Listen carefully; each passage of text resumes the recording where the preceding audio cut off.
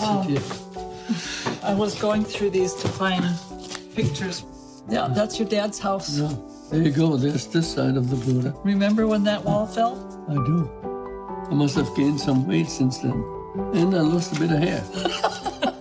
Now, when you become my age, I'm 74, you know that the end is somewhat inside. My South African company car. You begin to look back over your life and see, well, did my life matter? Do I leave a legacy? And what is it? At a fairly young age, I had a job offer from a very large company, 62,000 employees, as director for Asia. I began to travel all over the world. For 30 years, I wanted to do the best job I possibly can, to honor God. The business I was running grew incredible. Sometimes I wondered, am I where God wants me to be? But it was always a confirmation, yes, you are exactly where I want you to be, until one day in 1994, I knew it was my time to go into full-time ministry. The more I thought about it, I got more and more scared.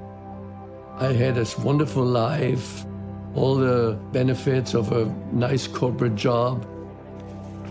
I was praying every single day. And it was actually in Beijing, China, on a business trip when I surrendered my life completely and said, Lord, I will go wherever you want me to go. And within 10 days of that, Willow called. When I started in the WCA, I think we were 26 employees. I had no secretary or anything. I had to learn how to write a fax. I didn't even know how to type. I remember how embarrassed they were when they showed me my office. It actually was a closet. I was hired by Willow Creek to build the international division. It was all focused on giving hope to the churches around the world, and we set up 12 Willow Creek associations.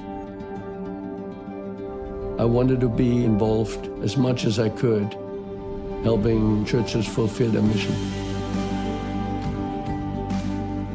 Gary's passion level is higher than any other leader that I've ever worked with in my life. Gary bleeds this cause. He wants every leader to get better, every organization to be more honorable, every church to function better. It's contagious, and everyone who's ever worked with Gary feeds off his passion, and it's real, and you can tell.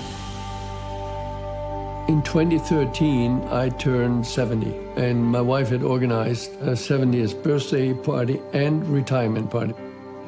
International part of the association was doing quite well. I felt I had run my course. Bill came to me with a request if I would lead the association as a whole, and my answer was no, absolutely no. And he said, well, would you pray about it? I said, no, I won't even pray about it. I am not interested. And then one day on a flight to Brazil, I read a book about the beauty of the local church again. I put the book down and closed my eyes, and I thought about churches that I'd seen, and it was like in a split second, hundreds of churches and pastors flashed in front of my eye, and I thought about these people and the beauty of the local church, how they really made a difference. I heard this voice, take the job, take the job, take the position. And I raised up my arms, yes, Lord, and the people next to me, they probably thought I'm nuts. The growth we have seen is just phenomenal, far beyond one person. I mean, it's not my doing, and it's not even us as a team. It's God's hands on our work. From 12 countries to 132, from 20 cities to 1,225 cities. Last year, we had 405,000 people.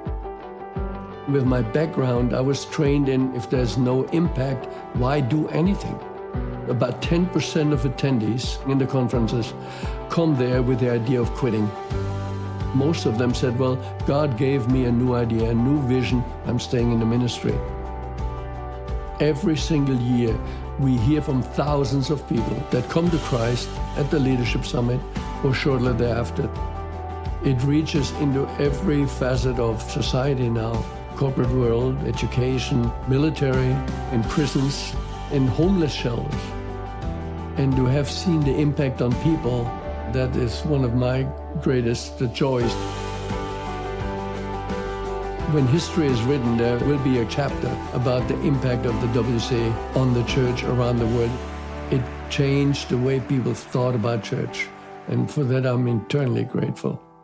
Eternally grateful.